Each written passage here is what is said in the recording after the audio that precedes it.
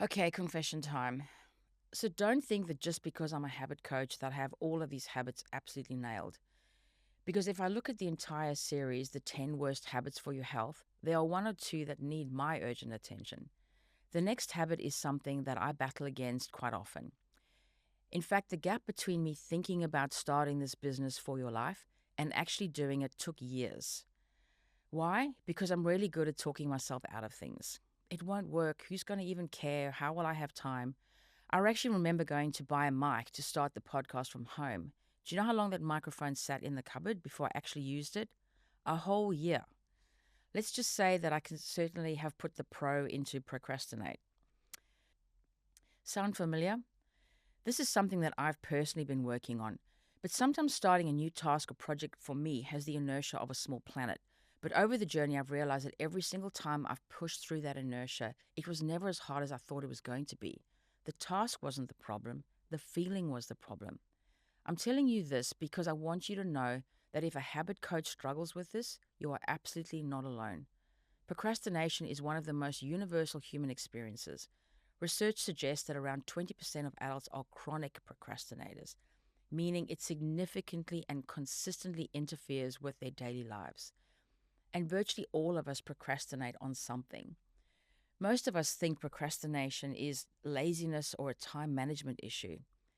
I mean, some sort of character flaw, but it's actually not. It's really a habit, a deeply wired emotional and neurological habit. And like every habit in this series, once you understand what's actually driving it, you can change it.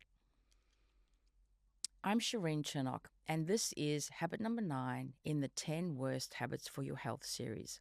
And today we're talking about procrastination, what it is, what it's costing you, what type of procrastinator you are, and the exact strategies that will finally get you unstuck for good. So, what is a procrastinator?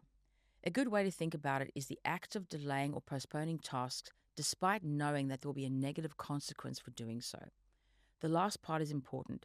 It's not just waiting, it's knowing that you should act and choosing not to anyway. And it costs more than most people actually realize. Obviously, there's the lost time and the missed opportunity. But have you ever really stopped to consider the health cost of chronic procrastination? It really hadn't hit me until I started doing the research for this video. Research consistently shows that chronic procrastinators that have higher level of stress and anxiety, not just when they're avoiding a task, but chronically as an ongoing baseline. The undone task doesn't just disappear when you avoid it. It stays in what psychologists call your open loop. So things that your brain keep returning to, keeps monitoring.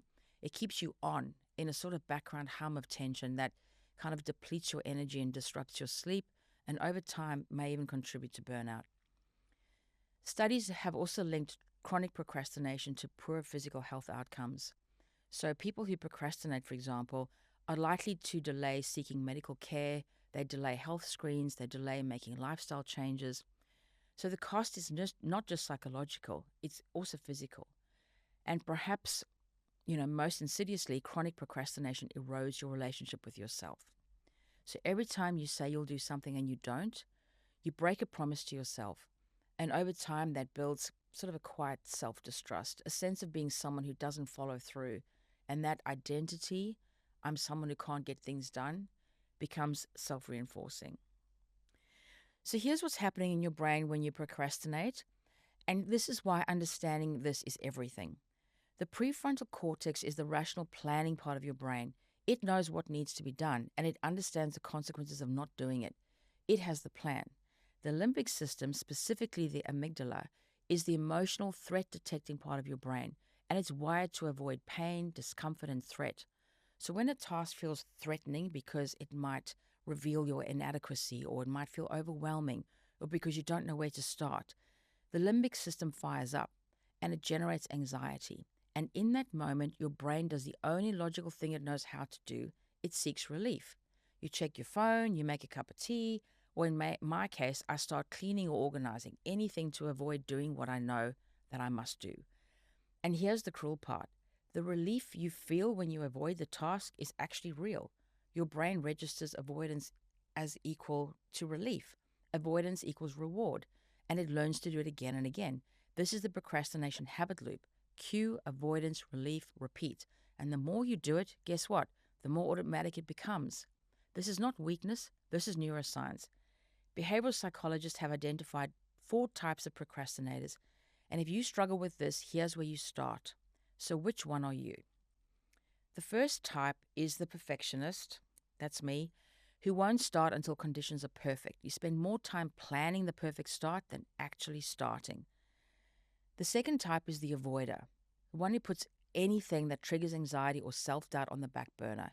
They're not avoiding the task, they're avoiding the feeling that the task brings up.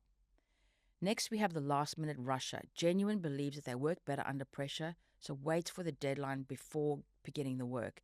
And it works just enough to reinforce the behavior. And number 4, the overwhelmed dreamer. The big goals and big ideas, but feels too paralyzed by the scale of the vision that they don't know where to start, so they just don't.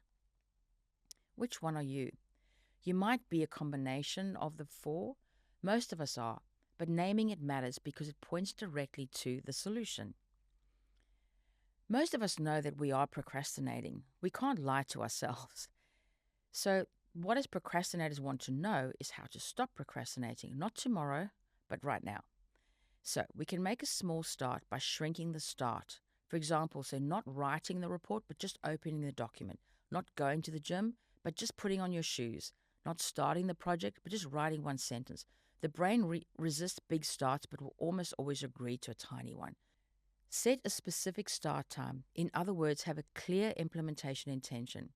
Researchers show that people who specify exactly when and how they will do their task are dramatically more likely to follow through.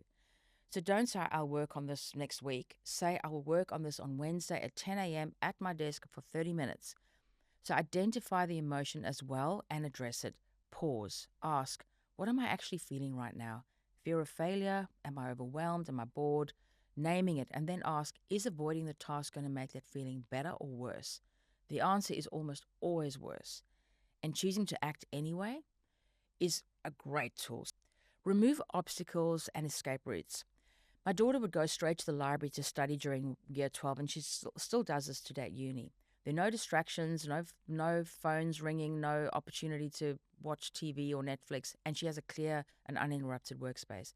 Shift your identity as well into someone who is not a procrastinator, who's someone who takes action. So push that inertia away. Start, even imperfectly, for 5 minutes, and each time you're doing it, you're going from a dreamer to a doer. In closing, remind yourself that the task is almost never as hard as the avoidance. Remind yourself that action creates motivation. It's not the other way around. The fear is almost worse than the doing. And the relief you feel when you finally start, when the inertia breaks and you're moving, this is one of the best feelings there is. So get yourself addicted to that feeling, the feeling of making a start, and you'll break the procrastination habit.